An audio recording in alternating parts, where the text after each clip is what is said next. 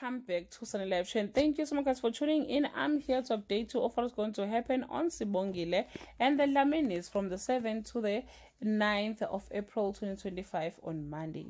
Njengaye is a man on a mission, much to Phetheni's chagrin. Kwenzo is determined to take a bold step with Sibongile, and he ropes Samge into his plans on Tuesday.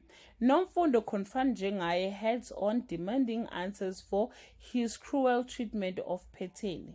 Khuzwayo takes matters into his own hand, disciplining Sangweni. Sibongile is deeply moved when Samge proposes a heartfelt gesture on Wednesday. While Sibongile prepares for a daunting task, Kwenzo confesses his tension for Sibongile to his mother. Njengaye gives Phetheni an intriguing ultimatum. Well guys, that's all I have for today. You can leave your comment below and share your opinion. Bye.